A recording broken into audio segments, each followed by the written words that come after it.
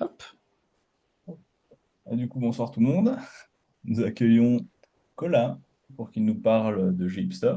En tout cas, ce qu'il veut nous faire croire. Du coup, Colin, je te laisse te présenter si tu veux bien. Eh bien, bonsoir, enchanté, merci beaucoup pour l'accueil. Hop, effectivement, je vais vous parler de Hipster Light, et c'est exactement ce qui va se passer ce soir. Pendant toute l'intervention, j'essaierai d'avoir le chat sous les yeux, donc vous n'hésitez pas à poser des questions, à faire vos remarques ou à envoyer vos insultes. Ce sera avec grand plaisir que j'essaierai de traiter ça à mesure. Est-ce que tu as une autre introduction à faire, Arthur, ou je suis parti? Bah écoute, je pense qu'il n'y a pas vraiment besoin de plus, tu peux y aller. La scène est à toi. Allez, ça part. Eh bien, bonsoir. Je m'appelle Colin Damon, je suis développeur chez IDEM, qui est une toute petite ESN.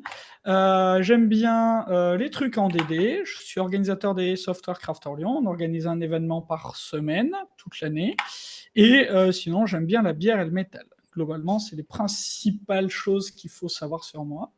J'ai oublié de faire l'enregistrement local. C'est pas grave, je le lance. Euh, Ce soir, je suis là parce que je suis le premier dev pour une startup. Donc, c'est-à-dire que c'est le premier jour. Je suis le premier développeur et je vais devoir coder un produit qui s'appelle Higher Desire, qui est pitché comme ça par les gens qui viennent d'obtenir des fonds. Le but, c'est de faire une plateforme pour gérer les recrutements.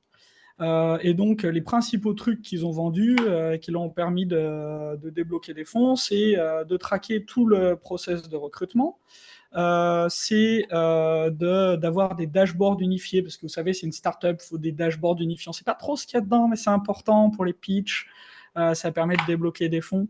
Il faut des comptes unifiés aussi, parce que c'est un problème qu'ils ont dans le recrutement entre leurs comptes LinkedIn, Instagram, machin, Welcome to the Jungle, etc. Ils voudraient un truc un peu voilà, où ils puissent centraliser tout ça dans la plateforme. Comme ça fait un moment qu'ils cherchent des fonds, ils avaient cette histoire d'avoir des espaces métaverses pour faire les meetings, voilà, parce que ben, ça débloque bien des fonds, tout ça. Ils ont une histoire de faire des templates de messages customisés qu'on va envoyer sur différents médias, etc. Vous savez, on reçoit tous des messages bonjour first name. Voilà, donc eux, ben, ils voudraient éviter ça, avoir des trucs un peu poussés qui évitent justement d'avoir encore ces variables pas remplacées, machin, faire des campagnes de ça. Ils veulent toute une gestion de rappel automatique, de recontacter les gens, de relancer, de machin, bref, voilà, enfin, ils veulent faire du recrutement, quoi. Ils veulent calculer les bonus des gens dont c'est le travail de faire du recrutement, donc, qui ont leur salaire, qui sont énormément indexés sur ça, sur le fait de réussir leur recrutement, et donc ils voudraient bien savoir qu'est-ce qu'ils ont comme bonus. Et puis, comme ils sont toujours en train de chercher des fonds, ils ont mis un assistant IA, parce que ben, aujourd'hui, pour faire des startups, il faut de l'IA, quoi. Voilà, globalement, le pitch, c'est ça. Le pitch global, c'est ça. On va faire une plateforme pour gérer du recrutement parce qu'il y a un vrai besoin. Et donc, ils ont réussi à faire ça. Moi, en tant que premier développeur, mon objectif, ça va être d'identifier une première feature que je vais pouvoir faire. Un premier truc. Je veux démarrer rapidement. Je veux apporter de la valeur aux utilisateurs. Donc, on va chercher une première feature. Je vais chercher une feature qui peut être faite rapidement, genre jour 1. Je veux quelque chose qui va très rapidement me permettre d'avancer. J'ai une feature qui apporte de la valeur, dans l'idéal des thunes, parce que les thunes, c'est bien. Euh, donc je vais vraiment chercher ça, quelque chose qui va apporter un différenciant, qui va apporter de la valeur. Je vais chercher une feature qui a quand même une bonne chance de rester. Alors ça, c'est un pari. Je vais faire mon meilleur pari. À la limite, si ma première feature, elle reste pas, c'est pas très grave si elle remplit les autres critères. Mais voilà, si j'ai un choix à faire, si j'en ai une qui a de meilleures chances de rester, c'est pas plus mal. Et enfin, je vais chercher une feature, et ça va être même mon critère principal, qui va m'enseigner des choses, qui va me permettre d'apprendre, qui va me permettre de découvrir le métier, que je vais pouvoir mettre dans les mains des gens, et ils vont me dire non, t'as rien compris, c'est pas ça du tout qu'on veut faire, mais ça, je vais pouvoir le faire très vite. Donc, voilà, une feature où il y a des doutes, où il y a tout un tas de questions qui pourraient se poser, mais plutôt que de passer énormément de réunions à poser les questions, je vais faire une version minimaliste, leur mettre dans les mains et voir ce qu'ils me disent. Donc les candidats qui m'ont présenté, la première, c'est l'authentification. Vous savez, c'est la story 1 de tous les backlogs de la Terre. C'est forcément une très bonne première feature. Non, c'est catastrophique. Je vais rien apprendre avec une authentification. Enfin, genre, vraiment, les authentes, tout le monde arrive à faire des authentes. Les authentes, c'est à peu près toujours pareil. Il y a 2-3 modes, 2-3 machins, mais ça va rien m'apprendre. Ce n'est absolument pas une bonne première feature. Et puis ça apporte aucune valeur. Personne veut s'authentifier, sauf si je suis en train de créer un IDP. Personne veut s'authentifier à une appli. C'est une contrainte, c'est quelque chose que je vais devoir faire, mais personne, ça n'amuse personne de s'authentifier. Donc ça n'apporte pas de valeur, ça ne m'apprendra rien, ça n'apporte pas de valeur. Je suis sûr que j'arriverai à le faire. Je prendrai un truc d'authentification sur étagère qui va bien, je lirai la doc 1 heure ou 2 et je vais me battre, ou un jour ou deux, et ça marchera. C'est pas une bonne première feature. Ensuite, un autre candidat qu'on me présente, c'est le calcul des bonus. Vous savez, cette histoire de combien telle personne va gagner en prime, etc. par rapport à ça. Le problème de ça, c'est que c'est vraiment loin. Genre, il y a énormément de choses qui sont nécessaires pour ça. Il faut que j'ai tous mes process, que je puisse traquer mes process, que je sache où ils en sont, etc. C'est vraiment, vraiment, vraiment loin. Et en plus, j'ai énormément d'inconnus. Beaucoup trop. Ça va être très difficile de faire quelque chose, de leur mettre quelque chose dans les mains et de réduire cette quantité d'inconnus. Donc, ça me plaît pas. Je veux pas faire ça. C'est pas une bonne première feature. Elle est beaucoup trop loin. Ok, continuons. Sauvegarder un template de message. Donc, je dois envoyer des messages et donc il faut des templates, des modèles pour qu'ils puissent gérer les messages qu'ils veulent envoyer. Et donc, il me propose une story, sauvegarder un template de message. Eh bien, si ça commence par sauvegarder quelque chose, ce n'est pas une feature. On s'en fout de le sauvegarder. Mes utilisateurs, ça ne les intéresse pas que je le sauvegarde. Sauvegarder quelque chose n'est pas une story. Si je ne sais pas à quoi ça sert, j'ai à peu près aucune chance de le sauvegarder de la bonne manière. Je ne vais pas pouvoir faire un usage correct parce que si je ne sais pas à quoi ça sert, c'est pas bon. Donc, sauvegarder quelque chose, ce n'est jamais une story. Ok, donc comme je leur dis ça, ils me disent aucun problème. Faisons l'éditeur de templates. Comme sauvegarder, t'en veux pas, fais-nous un machin pour éditer nos templates de messages. C'est pas une bonne story du tout, parce qu'en fait, ça n'a pas de valeur. Je vais pouvoir commencer sans aucun problème avec quelques templates en dur. Ils n'ont pas besoin au début d'avoir l'éditeur de templates. Je préfère qu'ils me donnent 4, 5, 10 templates qu'ils utilisent, que je les mette en dur, qu'on avance sur ça, qu'on apprenne sur d'autres choses qui ont vraiment de la valeur, plutôt que de faire un truc d'éditeur qui va prendre des jours et des jours à coder, qui va être un enfer du X, et qui va pas m'apprendre grand-chose. J'aurai pas de valeur là-dedans. Je vais mettre des trucs en dur dans mon code, le faire correctement évidemment, et avancer comme ça, et ça ira très très bien. Ok, j'ai un dernier candidat qui est générer un message. Générer un message, donc ça a l'air super simple quand il m'en parle, mais en fait, il me parle d'histoire de, bon, bah, j'ai mon template, on vient d'en parler, dedans, je vais remplacer des choses, et puis le message que j'envoie en fonction du média, c'est pas tout à fait le même, etc. Il y a tout un tas d'histoires, c'est pas clair, et ça a l'air vraiment central dans leur solution, parce qu'on voit qu'on a plein de stories qui tournent autour de ça. Donc, c'est pas parfait, mais franchement, c'est un pari qui est correct. On va faire un machin qui génère des messages. Et comme ils ont besoin d'avoir une preview des messages qu'ils vont envoyer, ben dans un premier temps, on va faire la génération, leur afficher la preview. C'est pas incroyable, on fait rien de fou, mais c'est une story que je peux leur mettre dans les mains et qui va m'apprendre des choses, je vais pouvoir itérer petit à petit là-dessus. Donc, ma story choisie. Creusons un tout petit peu. Je veux générer des messages depuis un template et un contexte. Un message, c'est ce que je vais envoyer à mes candidats sur différents médias. Un template, c'est un texte avec des moustaches, donc c'est des valeurs entre double accolade, et qui sont des variables que je vais remplacer. Ils appellent ça des variables, c'est un peu bizarre. Contexte, c'est des informations qui vont être utilisées pour construire le message. Pour le moment, il me parle juste de paramètres. Ok, donc c'est pas des variables, c'est des paramètres. Le terme est plus précis, que je vais devoir remplacer dans mon template. et un paramètre, mais c'est une clé et une valeur. Pour l'instant, il n'y a pas de, il y a rien d'autre. OK? Est-ce que c'est à peu près clair mes histoires? N'hésitez pas à écrire oui, non dans le chat. Vous avez le droit de dire que c'est pas clair, de m'expliquer où c'est pas clair. J'essaierai de clarifier tout ça pendant que j'essaie d'avoir le chat en plus grand. Ah, c'est un échec. Tant pis. Arthur me remontera au cas où si jamais je loupe des messages. Hop. Pas de souci. Comment je fais pour avoir le chat? C'est clair? Oui, c'est clair. Très bien. Donc, on rigole, mais on n'est pas là pour dérouler des slides. Démo.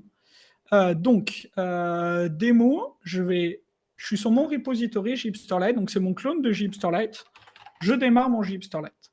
Gipsterlight est fait et pensé pour être utilisé comme ça. Ça a beau être une application web, aussi étrange que ça puisse paraître, clonez-le, démarrez-le sur votre poste. On l'a pensé comme ça. L'outil est fait pour ça. C'est une application Java, c'est du Maven. Il vous suffit d'une JVM.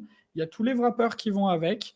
Vous démarrez Gipsterlight, vous allez sur l'adresse qui démarre. Bien sûr, vous faites comme moi, vous avez un échec de mauvais navigateur qui s'ouvre, donc vous êtes obligé de passer sur votre backup le temps de réparer les problèmes. Mais bon, voilà, ça, voilà. Donc c'est ça le lien qui m'a été ouvert. OK.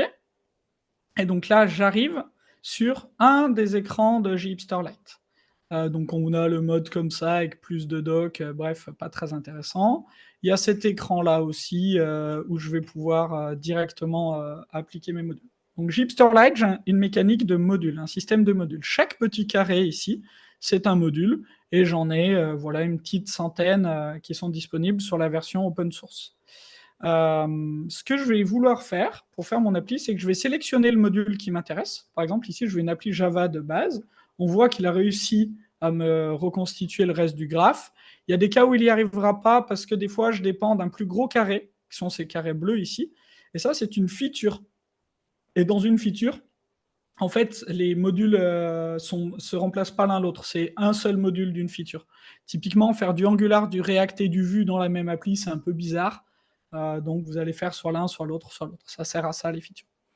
Donc là, moi, dans mon cas, bon, ben, je veux... Ah oui, et, vous n'avez pas besoin de tout choisir au départ. Vous pouvez sélectionner des choses, démarrer votre appli, vous pourrez revenir dessus plus tard, il vous resélectionnera là où vous en étiez, et vous pourrez avancer comme ça. Donc là, j'ai sélectionné ça. Ce que je vais faire en parallèle, c'est que je vais me créer un petit dossier pour aller mettre mon projet. Donc je vais me faire un hire desire Luxembourg. Vous appelez comme ça, vous, c'est ça, hein, je ne me suis pas trompé. Tac, je vais regarder où je suis. Et en fait, je vais avoir besoin de ça. Et c'est la raison pour laquelle on vous conseille de l'utiliser en local, parce que je vais simplement le mettre dans le chemin ici. Donc, je veux du Java de base. Je veux Prettier, donc c'est le truc que je vais utiliser pour faire mon formatage. Ça va m'installer les hooks Git qui vont bien, ça va tout m'installer, ça va bien. Checkstyle, ça me va bien. On a une petite configuration de checkstyle qui vérifie qu'il n'y a pas d'import inutile, des trucs comme ça. Moi, je vais mettre ce module, Infinites Filters, donc ça m'ajoute des filtres pour mon watcher de test. Voilà. Le but, c'est pas de vous présenter la centaine de modules, on s'en fout un peu, et je reviendrai dessus à la fin si on a du temps et si c'est quelque chose qui vous intéresse. Mais voilà. Donc là, je vais sélectionner les trucs que je voulais. Je vais dire applique les modules. Mes modules sont appliqués. Je vais pouvoir aller dans l'IDE. J'utilise Eclipse, ne vous inquiétez pas, c'est un choix personnel, évidemment, vous utilisez l'IDE que vous voulez. Et je vais importer mon projet, parce que je viens de créer un projet Maven, donc j'importe mon projet. Jusque-là, tout va bien. Oh là là, l'échec. Pardon, je supprime le projet. J'ai complètement oublié de faire quelque chose de très important. Ici, j'ai complètement oublié de changer ça. C'est très bête. Donc, on va dire comme vous appelez comment Craft ailleurs, ça vous va? Oui, non, c'est très bien. Voilà, j'ai oublié de changer les variables. On va éviter de prendre les trucs par défaut. Ce sera pas plus mal. Après, c'est pas très grave. On refait ça. Les chances que ça marche en ayant fait ça sont quand même assez limitées. On va pas se mentir. Découvrons ensemble à quel point j'ai tout pété et échoué ma démo très tôt. Très très tôt. Ça a l'air d'avoir fait des trucs. C'est une bonne nouvelle. Donc là, j'ai bien du code qui a été généré. Donc ça, c'est mon projet. Le projet, il est à moi. Je n'ai pas de dépendance à JHipster. C'est que de la génération. Il n'y a aucune dépendance à JHipster. Le code que vous faites, après, c'est votre appli. Là, je vois juste que j'ai des alertes. Je vais aller les enlever. C'est mon IDE qui est un peu strict sur une règle qui ne me va pas trop. Donc je vais juste aller ignorer ça sans aucun problème. Et j'ai plus d'erreurs, j'ai plus de problème. Ok, donc là, je suis content. Très rapidement, à moindre coût, j'ai pu bootstrapper mon projet. Donc maintenant que j'en suis là, on va pouvoir faire un tout petit point, on va pouvoir commencer à coder. Le code que je vais faire, je vais le faire en test-driven development. Donc pour rappel, le test-driven development, je vais commencer par une étape rouge, c'est-à-dire que je vais faire un test qui échoue. S'il ne compile pas, il échoue. Ça me va. C'est une étape qui échoue. Dès que j'ai quelque chose qui échoue, je vais passer à une phase verte, donc c'est-à-dire que je vais le plus rapidement possible faire passer ce test. Mais comme je l'ai fait passer très rapidement, des fois c'est pas très élégant, c'est pas génial. Donc je vais faire une phase de refactoring. Je vais retravailler mon code qui fera toujours exactement la même chose, mais pour être plus élégant. Et je vais faire cette boucle-là. Cette boucle dure 2 minutes, 1 minute, 2 minutes, 3 minutes, pas bien plus au quotidien. Donc c'est une boucle qu'on va faire des centaines de fois dans la journée. Je vais le faire en suivant quelques règles. Je n'ai pas le droit d'écrire du code de production, sauf pour faire passer un test unitaire qui est en échec. Je ne dois pas écrire plus de choses dans un test que ce qui est nécessaire pour que ce soit rouge, pour que ça faille. Et enfin, je ne dois pas écrire plus de code de production que ce qui est nécessaire pour faire passer un test. Ça ressemble un peu à la première, mais c'est son corollaire. Ça, c'est le TDD by the book, stricto sensus. Maintenant, en pratiquant, on va pouvoir faire quelque chose, on va pouvoir changer de vitesse dans le TDD. J'ai ma première vitesse, qui est celle by the book, où je suis très guidé, où je vais avoir des feedbacks vraiment très rapides. Et en fait, je vais pouvoir changer, passer mes vitesses, avancer de plus en plus rapidement, sauter des étapes, faire des steps plus longues. Ça pose aucun problème de changer de vitesse. Ce qu'il faut garder en tête, c'est que j'ai changé de vitesse, je l'ai fait consciemment. Je viens de faire une étape plus grande, je viens de faire un truc plus gros. Et en ayant ça en tête, si on se rend compte qu'on est en train de se perdre, si on se rend compte qu'on est sur un feedback trop long, si on se rend compte qu'on est en train de faire trop de choses, je sais que je suis dans des vitesses trop élevées, je m'arrête, je reviens là où j'en étais et je repars dans une plus petite vitesse sur des plus petites steps. C'est vraiment important. Pour la démo, aujourd'hui, pour que ce soit à peu près intéressant, pied au plancher. Pas de chichi. Ne faites pas ça au quotidien, sauf si vous êtes vraiment très à l'aise, si vous êtes vraiment sûr. Ou en tout cas, si vous faites des étapes aussi grandes et si vous faites autant de choses que ce que je vais faire dans la démo, gardez bien en tête que vous êtes dans une vitesse beaucoup trop élevée et que TDD guide beaucoup plus que ça normalement. Ok? Et oui, évidemment, hop, excusez-moi, je dois. Ouais, il y a bien quelque chose qui est cassé. Je mets le screen de backup. Alors, c'est que ma tête en backup. On est désolé, c'est pas génial. On fait avec ce qu'on a. Hop, et on remet ça. Et ça devrait bien se passer. Donc, ce que je vais faire, c'est que je vais commencer par me créer un package que je vais appeler message, puisque ce que je suis en train de traiter, c'est un peu mon contexte de message. Et dedans, je fais un package domain. On reviendra tout à l'heure sur pourquoi ça s'appelle domain. Et je vais commencer par écrire un test. Ce qui m'intéresse, moi, c'est de travailler sur mon système de template, puisque comme c'est mes templates qui génèrent des messages, je veux un système de template. J'ai une petite annotation, unit test, qui a été générée par JHipsterLite, qui change un peu le nommage, qui fait des trucs. Il n'y a rien d'obligatoire. Et je vais écrire un premier cas de test, qui est le cas le plus simple de messages qui me viennent en tête. C'est un message sans paramètres. Should build message without parameter. OK. Donc là, je vais me créer un template qui va dire bonsoir. OK, je suis rouge, pas de problème. Donc je vais aller créer quelque chose pour faire passer rapidement ce code-là. Bon, je vais faire un... Non, je vais vous les mettre comme ça. Comme la police est très grosse sur ce workspace, je vais faire comme ça. Je vais me faire un petit record et dedans, je vais dire que c'est mon contenu. Ce que je peux faire, alors ça c'est discutable, mais c'est aussi pour vous montrer les outils qui sont générés, c'est que je vais aller faire un petit check sur sur la chaîne qui est en entrée. Ça, c'est un petit asserteur. Pareil, hein, c'est votre code, c'est pas une librairie. qui est généré par JHipsterLite. Il y a une version Fluent, etc. Pas forcément le débat ce soir, mais voilà, sachez qu'il y a ça qui est généré. Donc j'ai mon template avec mon contenu. Bon, bah super. De ça, j'en veux un message. Et là, je vais prendre beaucoup d'avance. Je vais sauter beaucoup d'étapes parce que je sais que mon message, je le veux avec un contexte. Vous vous rappelez, mes messages, ils vont avoir des variables et il faut forcément un contexte. Ok, donc je lui passe un contexte vide. Je me crée une classe de contexte, je la range dans mes main sources. Hop, je le mets en haut. Je suis pas psychorigide, hein, mais il faut que les tests ils soient d'un côté et le code de l'autre. Mais enfin voilà, je suis pas de. Laissez-moi. Et donc ça, c'est mon contexte. Et donc mon contexte vide, pour l'instant, je vais faire un nouveau contexte et ça m'ira bien. Ici, je suis rouge, la méthode n'existe pas. Je vais demander à mon IDE de la créer. Ça, ça doit renvoyer un message. C'est rouge, pas de problème. Je crée un message.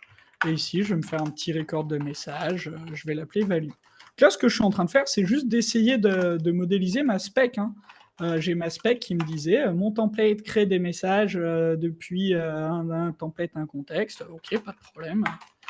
Je vais faire ça. Je m'ajoute les assertions, encore une fois. Ça vous va pas, les assertions. Ça, c'est le style de code de chaque projet. J'ai pas spécialement de religion là-dessus, tant que vous ne travaillez pas dans mon équipe. Si vous travaillez dans mon équipe, on discute. Et là, je fais le code le plus simple qui va faire passer mon test. Mon test passe, mon test est vert, super. Bon, ça testait rien, on va commencer à tester des trucs.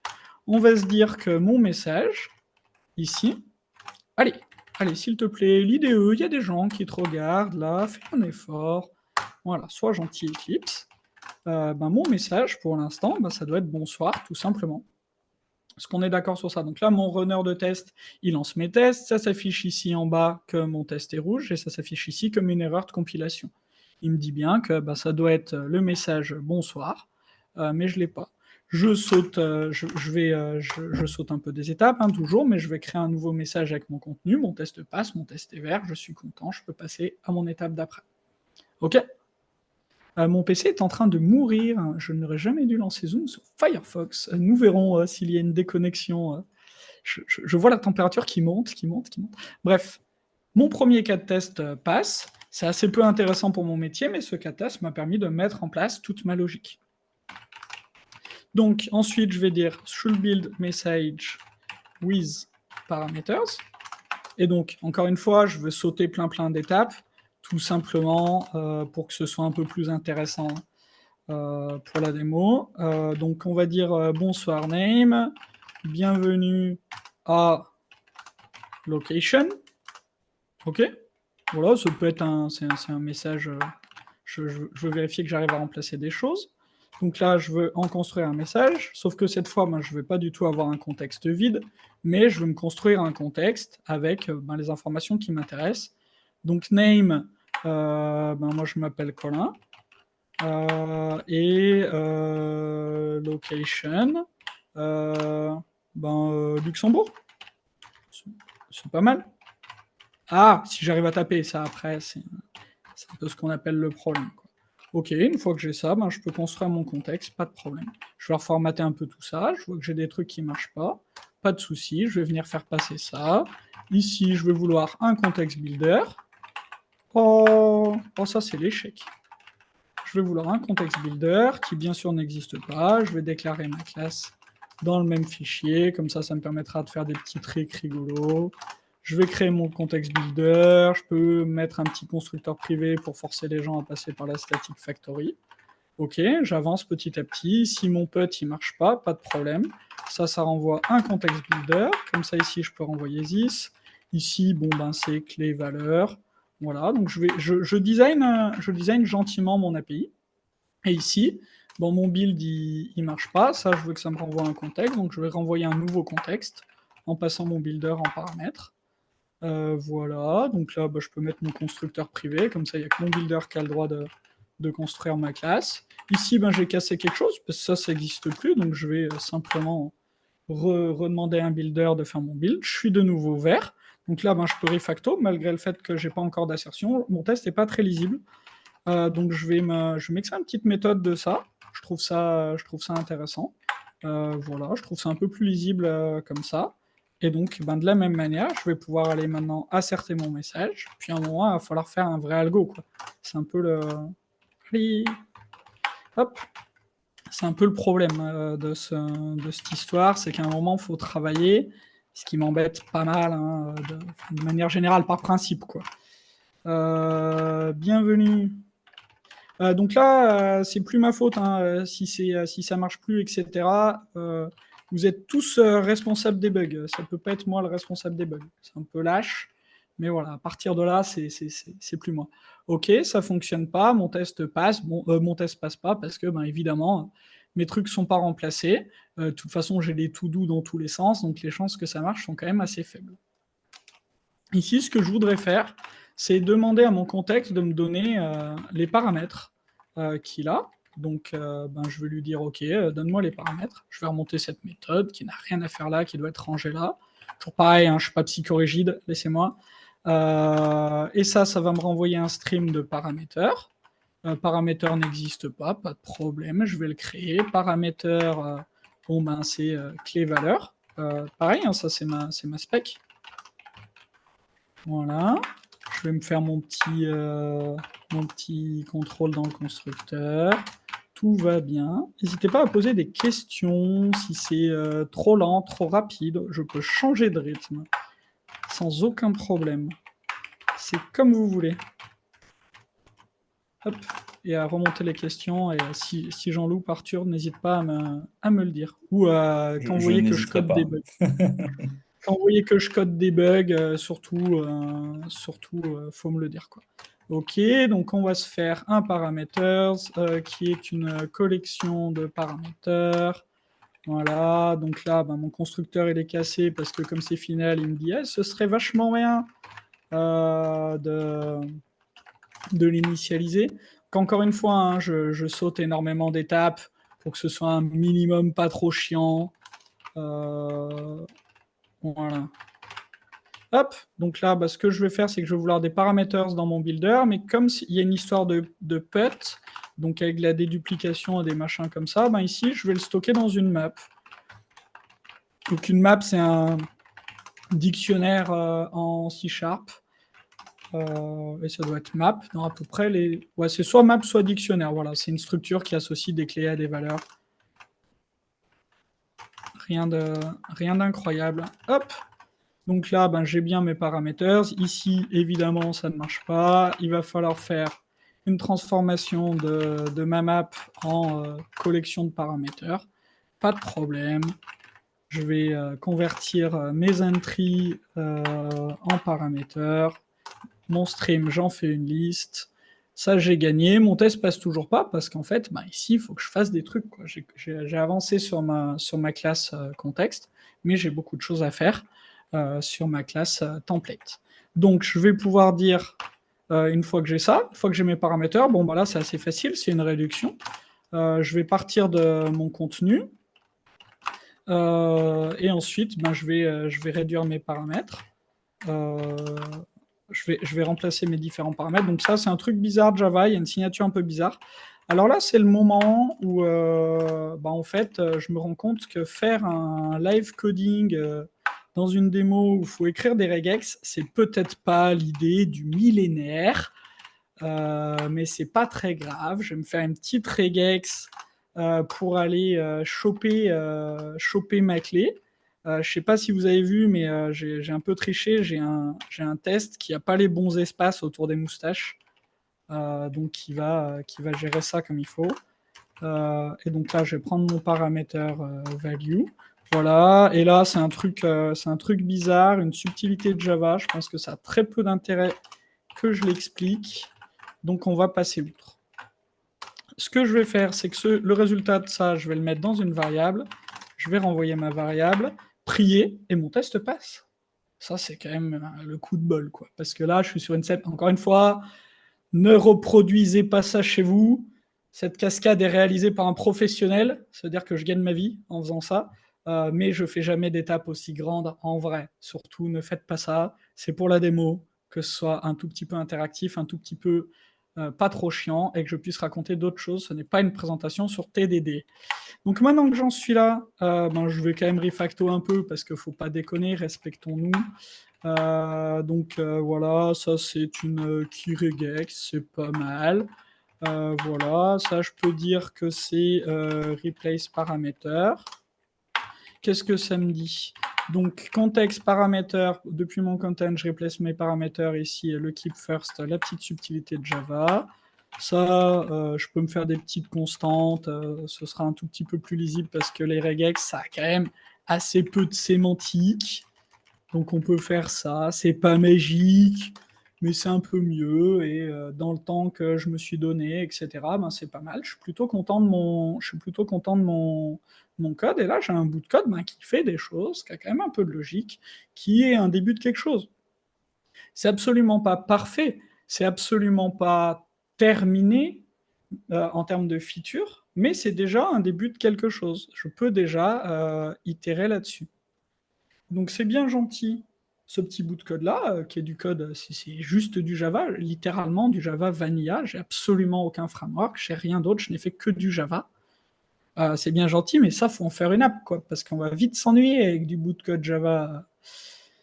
Donc, pour en faire une app, je vais prendre ce bout de code que j'ai. Donc, ce bout de code que j'ai s'appelle un domain model.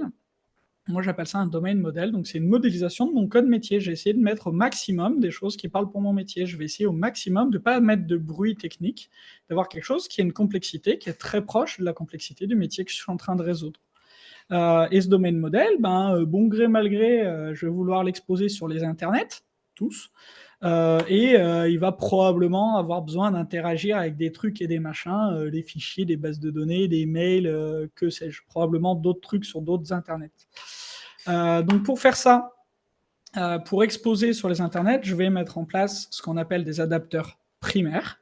Donc leur rôle, ça va être d'exposer ce qu'il faut pour faire des actions sur mon métier. Il va me falloir un tout petit lien entre mes adapteurs primaires et mon métier. J'utilise un style d'architecture dans lequel il y a des application services qui font ce petit lien entre les deux. Et enfin, pour que mon domaine modèle il parle à mes trucs externes, je vais avoir des adapteurs secondaires.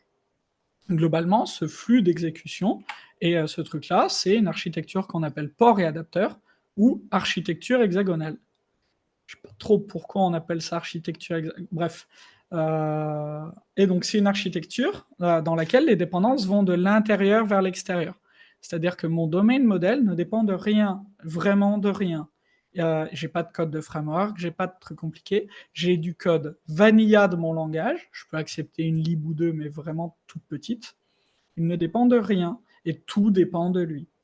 Et donc, mon application service, ma couche ici, va dépendre de mon domaine, mais pareil, comme les dépendances vont de l'intérieur vers l'extérieur, elles ne dépendent pas des trucs à l'extérieur. Et donc, pour passer du primary à l'application service, pas de problème. J'ai mon primary adapteur qui a tout à fait le droit de dépendre de mon application service. Mes dépendances sont dans le bon sens. Par contre, mon application service, il va avoir besoin de mes adapteurs secondaires pour récupérer, pour sauvegarder, etc. Et là, j'ai un problème parce que mes dépendances ne seraient pas dans le bon sens. Mon application service n'a pas le droit de dépendre de mes adapteurs. Donc, on va ajouter un jeu de ports et d'adapteurs. Les ports sont des interfaces qui sont dans le domaine, qui ne dépendent que du domaine, puisque le domaine ne dépend que de lui-même, et qui vont avoir des implémentations qui sont des adapteurs. Cette inversion de dépendance va me permettre d'avoir mes dépendances dans le bon sens. Mes dépendances vont bien de l'intérieur vers l'extérieur. Et surtout, ce que ça va me permettre, c'est de centrer mon application sur le métier, parce que je parviens de mon besoin, de mon domaine, et c'est bien mon domaine qui va driver tout le reste. Je ne vais pas partir de mon modèle de données, qui est ce qu'on fait classiquement. Je commence par faire des données et après je me demande comment j'en fais du métier. Là, je fais l'inverse. Je commence par faire mon métier. Je vais écrire dans mon métier de quoi il a besoin pour interagir avec le reste du monde. Et après, je me demanderai comment je le stocke, ce qui me permettra d'avoir un stockage de données, une manipulation de données qui sera adaptée à mon besoin. Je remets un peu l'église au centre du village. Ce qui est intéressant avec il y a pas mal d'intérêt à cette architecture. Déjà, le fait que mon domaine modèle va être vraiment clair, vraiment limpide. Je pourrais relire le code de mon domaine modèle avec mes experts métiers. Il n'y a pas de bruit dedans. Donc, en expliquant un peu, même à des gens qui ne font pas du code, ce sera vraiment très clair ce que ça fait. Ensuite, je peux repousser mes choix d'infrastructure. Je n'ai pas besoin de choisir les technologies de mes adapteurs au début. Et au début d'un projet, souvent, je ne le sais pas et je n'aurai pas les éléments pour faire des bons choix. Donc, je vais vouloir les repousser. Je vais avoir des responsabilités qui vont être très restreintes. Mon adapteur primaire, il a un seul travail, mon domaine a un seul travail, etc. Et je vais pouvoir limiter la complexité de chacune de ces couches, entre autres avantages. En gros, vous pouvez flasher ce QR code si vous voulez, c'est un article que j'ai écrit qui explique comment faire ça dans du Spring. Si on prend un peu nos différentes couches et qu'on regarde leurs responsabilités, mon domaine modèle, il est juste responsable de la logique business. C'est le code qui est vraiment important. C'est à lui que je vais vraiment faire attention. Et le but, c'est de rester le plus clair possible. Bien sûr, si c'est sur la partie du business qui m'intéresse et qui est importante.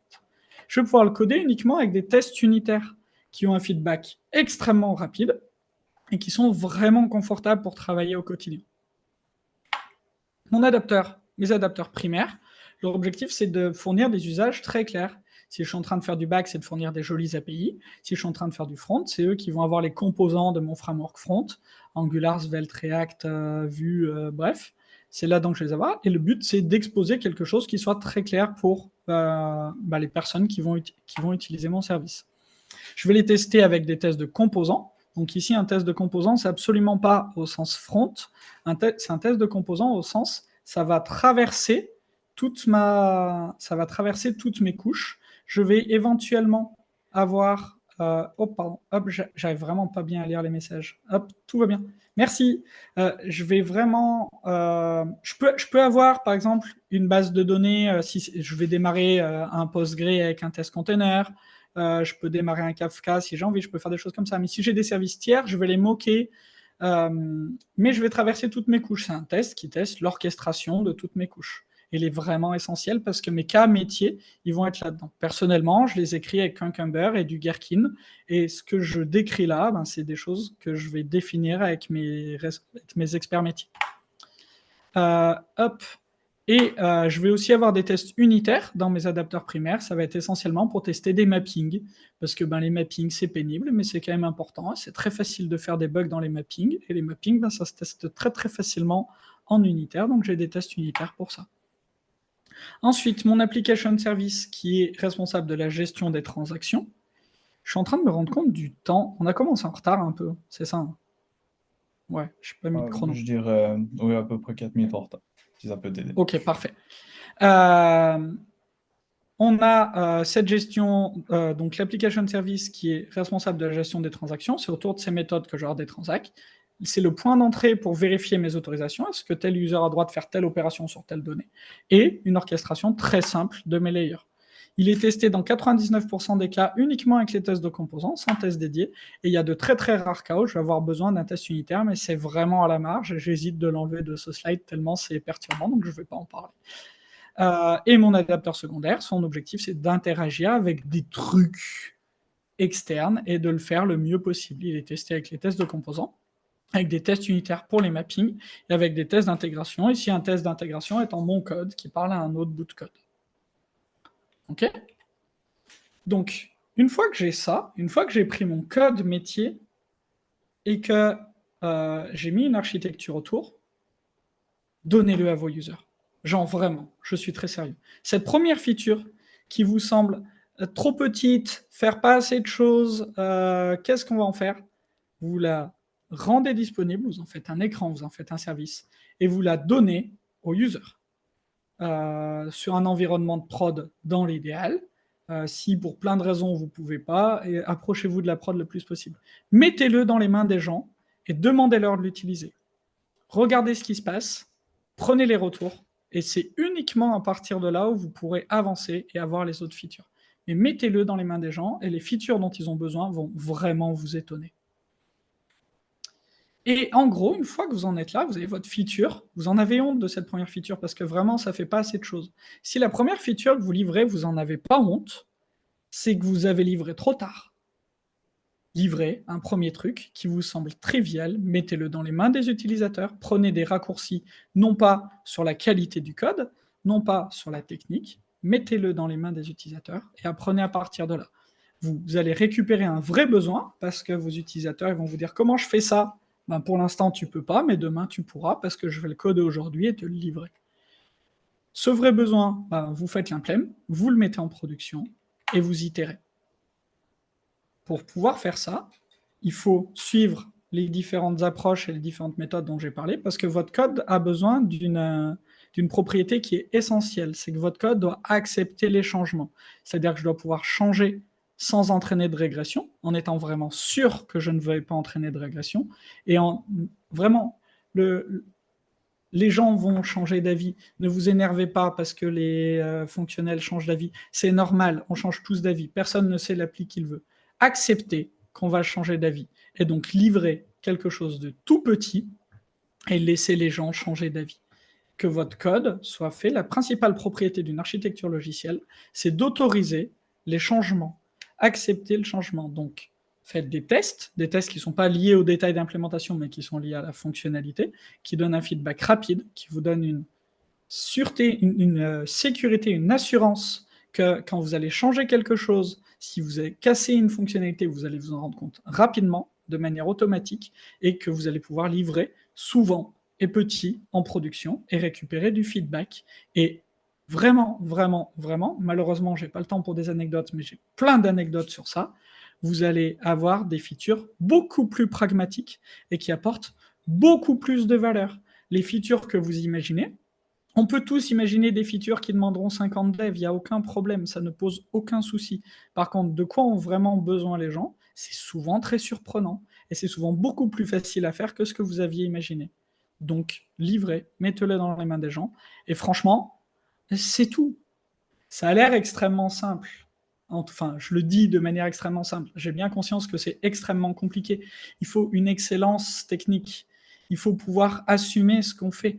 Là, on est en train de dire que quand c'est prêt, ça part en prod. C'est-à-dire que les équipes dans lesquelles j'ai travaillé, on faisait ça. Sur une équipe de 5 devs, on fait entre 100 et 150 mises en production par semaine. On parle de ce rythme-là. Mais c'est tout à fait OK. C'est une paire toutes les 2 heures par personne, en comptant qu'on bosse moins de 6 heures par jour. Ça n'a rien d'extraordinaire. Sur une code base saine avec une équipe saine, c'est un rythme qui est tout à fait soutenable. On n'est pas en train de faire un sprint. C'est un rythme tout à fait OK, mais qui va nous permettre d'apprendre et de ne faire que des choses pragmatiques. Et pour autant, ça ne veut pas dire qu'on va livrer des bugs, ça ne veut pas dire qu'on fait des concessions sur la qualité, ça ne veut pas dire qu'on livre n'importe quoi. On va livrer petit, souvent, des choses qui sont à la meilleure qualité en fonction de ce qu'on sait à un instant T. Si vous voulez être convaincu de ça, c'est ce que prouve Accelerate. Lisez Accelerate, c'est une étude scientifique bien faite qui prouve que les équipes les plus performantes ont ces approches-là. Malheureusement, Accelerate ne nous dit pas comment faire. Il nous dit les équipes les plus performantes ont ces approches-là. Bonne chance. Vous pouvez lire Team Topologies qui vous expliquera comment organiser vos équipes pour justement avoir une optimisation de ce flow de livraison. Et vous pouvez lire tous les trucs sur le craftsmanship pour essayer de savoir comment faire, parce qu'en fait, c'est ça la véritable difficulté, je pense, dans cette histoire. Est-ce qu'il y a des questions, des remarques, des insultes? J'ai fini à l'heure. Hop. Écoute, s'il n'y a pas de questions, je vais au moins maintenant en profiter pour dire que c'est impressionnant d'avoir fini à l'heure. C'était pas gagné. Bon, large.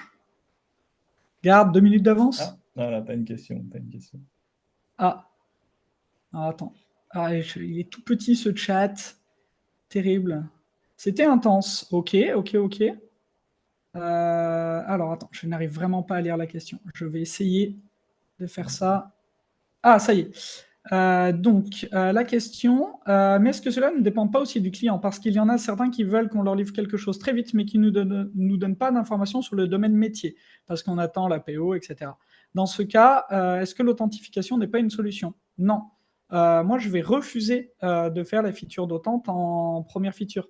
Je dis pas que c'est... Attention, hein, tout ça, je dis pas que c'est facile. C'est incroyablement dur. C'est dur de tenir la position, c'est dur pour les gens parce qu'ils vont être vraiment, vraiment, vraiment perturbés. C'est perturbant pour le travail de tout le monde. Tout le monde doit accepter de réapprendre son travail. Il y a énormément d'accompagnement au changement. Je l'ai fait pas mal de fois. En ce moment, j'accompagne un service d'une 50aine de personnes à faire ça. Donc, on a commencé avec une équipe de 5 personnes. Puis, quand ça a bien marché dans cette équipe, on est passé à l'échelle du service. Et puis, on va avancer comme ça, petit à petit. C'est dur.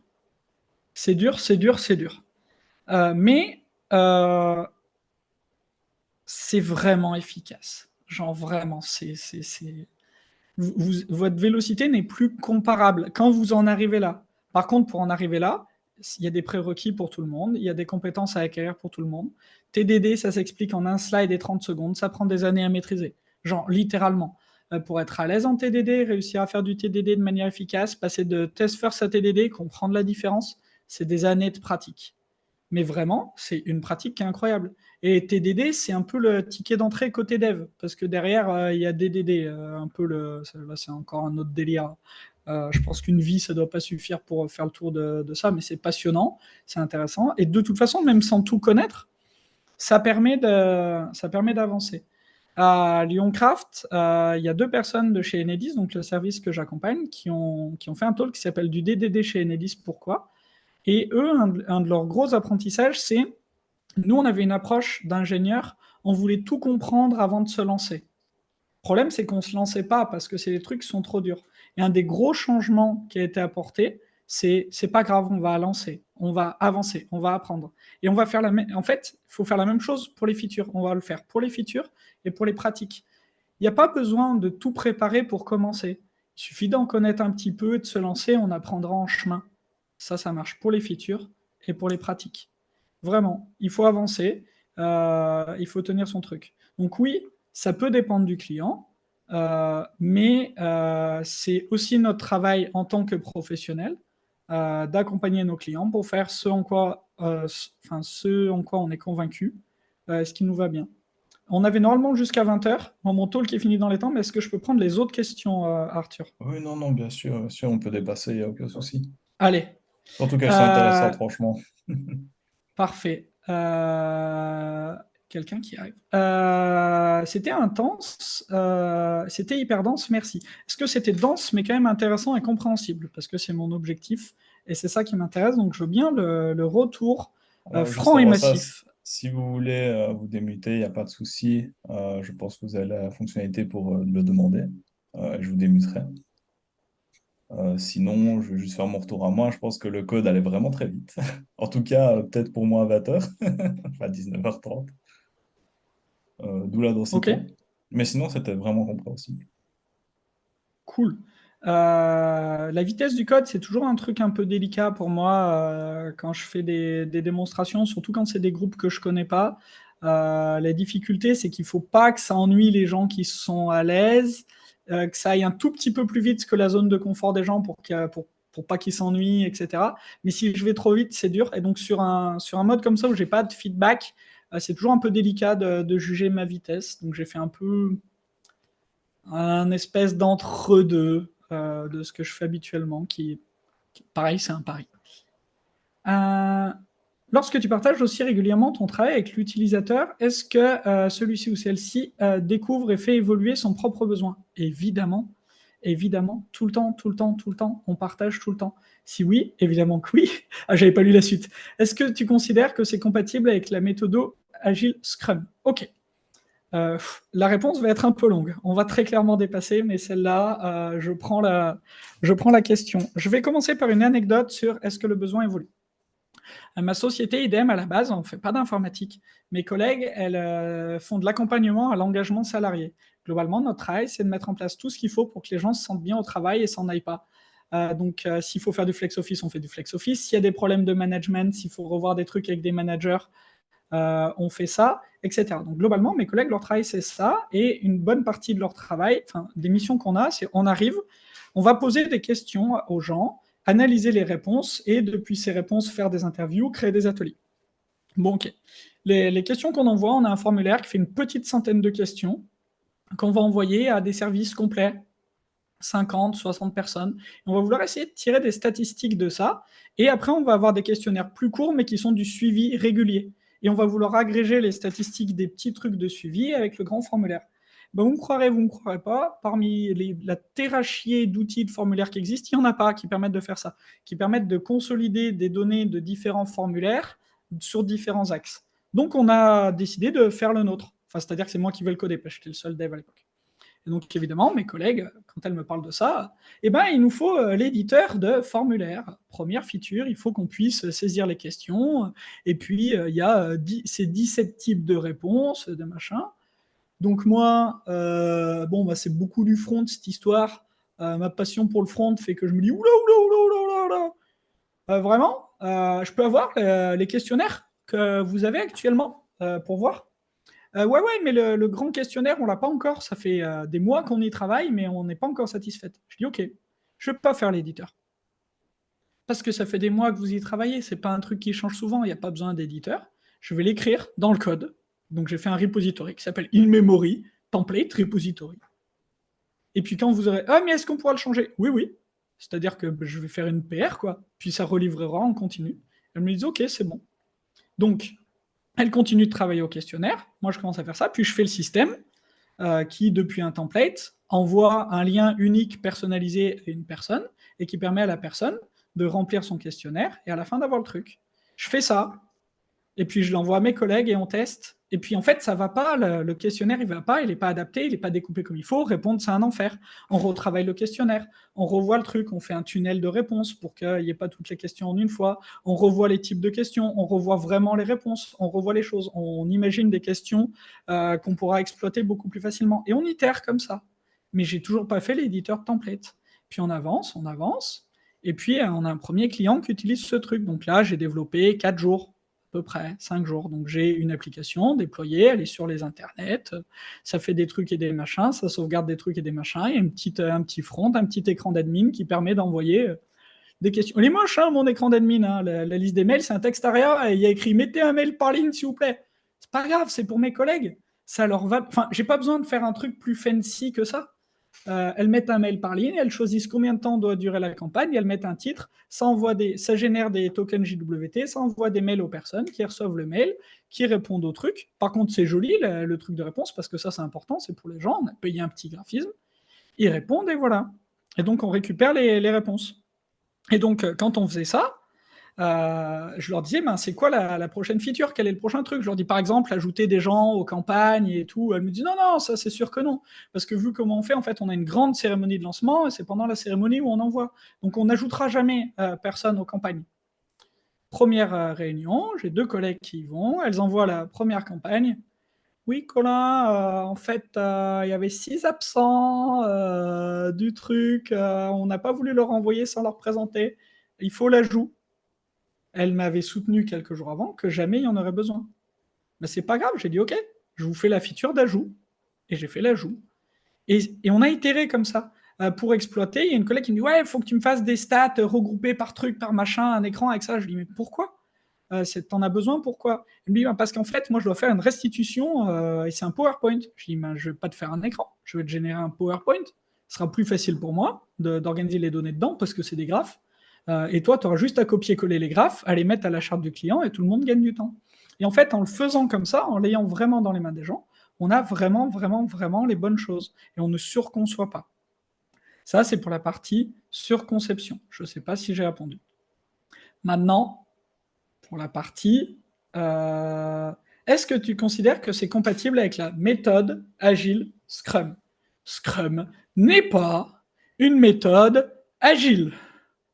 Scrum est un framework agile, il donne vaguement un cadre, mais Scrum est avant tout un business model qui est fait pour vendre des certifications qu'on doit renouveler tous les ans. Et c'est un business model redoutable, mais Scrum, ce n'est pas agile. C'est le cargo culte de l'agilité.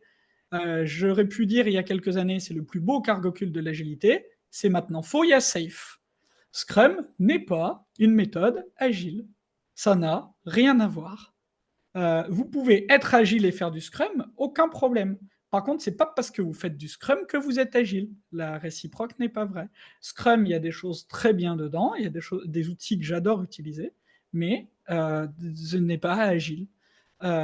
Si vous n'itérez pas régulièrement avec vos utilisateurs, si vous ne construisez pas les solutions, si toute l'équipe ne peut pas proposer des choses, si vous ne pouvez pas changer d'avis tout le temps, si tout le monde ne peut pas changer d'avis, vous n'êtes pas agile. Ça, c'est la réponse semi-longue. Je vous invite à aller voir le talk d'Aurélien Boudou qui s'appelle Un développeur parmi les utilisateurs, qui explique ça beaucoup mieux que moi et qui, ce qu'il présente pour moi, est de la vraie forme de l'agilité. Si tu as le lien, Arthur, moi j'ai trop de fenêtres, mais tu dois pouvoir trouver ça sur YouTube. Recherche. Mais pour moi-même d'ailleurs. Parfait. Aurélien Boudou sur la chaîne Euh, des Software Crafters Lyon. Scrapper Lyon, je l'ai. On va voir ça. Parfait. Et je le mets Petite dans ma listen to vidéo. watch. Je vous le conseille. Il est très très fort, Aurélien. D'ailleurs, il sera à Xcraft. Ah, allez, c'est le moment, je fais ma pub. On organise Xcraft le 3 novembre. On a ouvert la billetterie hier. Ce sera à Lyon, ce sera trop bien. Et Aurélien vient faire la suite de ce talk. J'ai mis l'abstract cet après-midi. Voilà. Et Lyoncraft, c'est une conférence qu'on a organisée. Je ne sais pas si j'ai répondu, Phil. N'hésite pas si j'ai répondu, pas répondu. Alors, pour préciser ma question, je parle de découvrir ce besoin en cours de sprint. Moi, j'ai arrêté les sprints. Ces histoires de je dois savoir 15 jours à l'avance ce que je vais faire, c'est impossible. Dans ce système-là, si j'ai une demi-journée d'avance, je suis vraiment très content. Je travaille avec des flux du Kanban ou je travaille avec un flux de travail priorisé. Pareil, Accelerate, l'approuvé, Team Topologies, le conseil. Je ne prévois pas une semaine à l'avance ou 15 jours à l'avance. Il est hors de question que je garde 15 jours de code dans un coin parce que je ne peux pas le livrer, parce que ce n'est pas la fin du sprint. Voilà. Je travaille sur un flux, sur un flow de travail. Donc, j'ai pas du tout ce problème-là. J'ai pas de sprint. Et si j'ai des sprints qui sont imposés contractuellement, etc., évidemment que les gens ont le droit de changer d'avis n'importe quand. Ça ne pose aucun problème. Et à la fin, ça fera des courbes qui seront pas jolies. Et ben, c'est pas grave parce que de toute façon, je fais pas d'estimation non plus. Donc, on leur fait dire ce qu'on veut à ces courbes, qu'on fasse ou pas d'estimation d'ailleurs.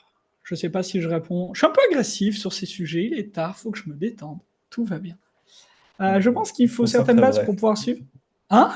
Je dis, je trouve ça excessivement vrai. Je pense que Phil également après quand tu liras son message. Ah, j'arrive. Loïc qui nous dit, je pense qu'il faut certaines bases pour suivre, mais quand on est là, quand on en est là, c'est cool. Ouais, c'est vraiment trop bien comme système. Mais c'est dur d'y arriver. Et il y a des résistances, et c'est du changement, c'est de l'accompagnement au changement. Et c'est pas toujours marrant, et c'est pas marrant pour tout le monde. Et il y a des gens qui vont mal le vivre. Et même si on n'est pas là pour abîmer les gens, et ben des fois, il y a des gens qui le vivent mal personnellement et qui vont résister fort, consciemment ou inconsciemment. Mais si on est convaincu soi-même que c'est ce qu'il faut faire, ben, enfin, si on fonctionne sur les valeurs, être en accord avec ses convictions, c'est une valeur qui est partagée par pas mal de gens. Bon, bref, là, après, on rentre dans d'autres trucs. C'est des sujets que je creuse en ce moment, mais ça m'a semblé clair. Personnellement, j'ai compris. Top, merci, super retour. La vidéo de Aurélien, il est trop fort, allez voir sa vidéo. Et acheter des places Xcraft pour voir la suite. Et on est désolé pour le prix des billets de Xcraft, on a fait notre meilleur, mais ça coûte cher d'organiser une conf. Mais on a fait au mieux. Merci beaucoup pour ta réponse et ces éclairages. Je crois que j'ai vu son talk, effectivement. Top. Puis là, ça fait du bien de l'entendre. Alors, je ne sais pas quelle partie, mais cool. Parce que j'ai pas suivi. Je galère avec le chat Zoom. Je suis un boomer, c'est pas possible. Les individual and interaction over process and tool. Voilà. Il y a une anecdote sur ça que j'aime beaucoup. Si vous faites un jour une formation safe en format 3 jours pour être certifié truc bidule, les 15 premières minutes, vous allez lire le manifeste pour le développement agile de logiciels. Le manifeste agile n'existe pas, hein. C'est le manifeste pour le développement agile de logiciels. Individual and interaction over process and tool. Les individus, leurs interactions plutôt que les processus et les outils. Voilà les 15 premières minutes de votre formation safe. Suivi de 3 jours de processus et outils pour être agile. Je blague pas, c'est ça une formation safe. Je vous jure que c'est vrai. C'est vraiment ça. Et ils le vendent cher. J'ai posté aujourd'hui un post, mon post de ce matin, LinkedIn, il dit qu'on a commencé du no estimate dans un grand groupe que je ne pouvais pas citer, moi, mais il y a une personne qui a le droit de le citer, qui a répondu en commentaire, et cette personne nous dit oui, ça marche dans les grands groupes, et oui, dans les grands groupes, on suit ça, et oui, on fait du TDD, et oui, on accepte que les gens contribuent à l'open source sur du temps qu'on paye, et oui, on fait du no estimate. Donc voilà, tous les groupes n'en sont pas là, mais il y a des grands clients, il y a des grands groupes qui vont là, et c'est trop bien. Voilà, d'autres questions, d'autres remarques, d'autres insultes, ou on essaie d'être pas trop à la bourre? Moi, je peux rester dans le coin avec grand plaisir s'il y a des gens qui veulent blaguer. On est bon? Alors, je Écoute, je remets. pense qu'on est bon.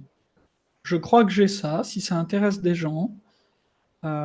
Si vous voulez piquer les slides, c'est avec grand plaisir. Je vais vous demander un retour sur le talk et j'ai un ajout que je veux faire, mais j'ai eu la flemme de le faire avant de savoir si le talk me plaisait ou s'il était dans le timing. Un endroit, je vais essayer de mettre un repo open source d'une appli complète autour de cet exemple pour que vous voyez les adapteurs, etc. Donc, je veux bien votre avis de est-ce que ça vaut le coup que je fasse ça ou pas, que j'ajoute ce petit repo. Est-ce que ça vous intéresserait ou au final pas tant que ça et la partie présentation se suffit elle-même? Hop, et je veux bien le retour. Ouais, ça peut vous intéresser. Ok. En attendant, je dois avoir un repo quelque part où il y a des trucs comme ça. Alors, ce ne sera pas sur cet exemple-là. Bougez pas. Alors, j'ai un repo où il y a des trucs open source, mais il y a d'autres choses. Il y a des live coding. Voilà, il y a des choses, mais il y a 3 applis qui sont là-dessus. Alors, elles commencent à avoir quelques années. J'ai changé un peu de choses sur mes manières de faire. À l'époque, Gipsterlight n'existait pas. C'est aussi pour ça que j'ai pas mal contribué à Gipsterlight. Mais voilà, vous pouvez avoir des idées. Il y a notamment une application qui s'appelle Padball qui a été live codée. C'est un live coding de 8 heures avec les masques en plein Covid par 40 degrés en anglais. Enfin voilà, des petits trucs comme ça parce on aime s'amuser. On aime le fun. Ok. Et après, moi, je veux bien un rôti. Donc, c'est Return on Time Invested. C'est une note de 0 à 5. 0, vous avez complètement perdu votre temps. Il aurait fallu vous déconnecter. Et je suis désolé. Et 5, vous ne pouviez pas bien mieux investir cette petite heure, cette heure. N'hésitez pas à mettre des notes basses. Moi, vraiment, ça m'aidera. J'ai aucun problème et je ne serai pas vexé. Et si vous êtes d'accord pour m'expliquer pourquoi vous mettez une note basse, ben, je suis trop content parce que ça me permettra de m'améliorer.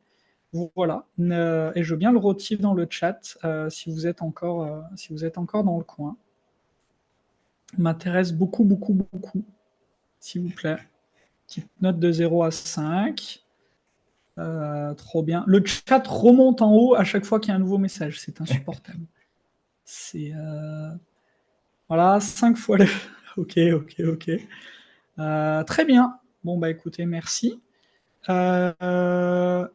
Hop, est-ce que j'ai une autre pub à faire? Ouais, tant que j'y suis, hein, je Non, non, vas-y, phagocyte, hein. fais-toi plaisir. De la pub. Donc, je suis organisateur des Software Crafters Lyon. On organise un événement par semaine, la plupart du temps en ligne. Enfin, on a beaucoup d'événements en ligne, des coding dojo, des open forums, des choses comme ça. N'hésitez pas à venir nous voir, ce sera avec grand plaisir. Un par semaine, je rappelle. Xcraft le 3 novembre, venez, ça va être incroyable. On a Romeo Moura qui talk toute la journée. Il a un track pour lui. Ça fait des années qu'il parle de faire ça. Ça va être incroyable. Il faut venir. Vraiment, il faut venir. Le 4 novembre, on organisera le Global Day of Code Retreat à Lyon. Donc, si vous êtes à Lyon pour Xcraft, prenez une nuit d'hôtel en plus et venez faire une Code Retreat avec nous. Les Code Retreat, c'est sûrement une des journées les plus formatrices que vous pouvez faire de votre vie. C'est incroyable. Une première Code Retreat, ça peut vraiment, vraiment, vraiment changer la manière dont on fait du code. Donc n'hésitez pas. Voilà pour la pub. Ah oui, et puis il faut que je fasse de la pub pour ma boîte. Idem, on est une ESN et je m'occupe du dev chez Idem et on a une offre sur le craft. Si vous voulez des gens qui codent vite et bien, eh ben, venez nous voir. Venez me voir. Et on a des offres sur ça et j'ai des formations sur ça et on peut adapter des choses. Et voilà. Euh, Aucun problème. Et c'est bon pour moi, j'ai fini de faire la Écoute, pub. Je fais oublier la pub de ma boîte. Coup dur. ah, passe-moi bien. Ah, je stoppe le C'est de moi? recording.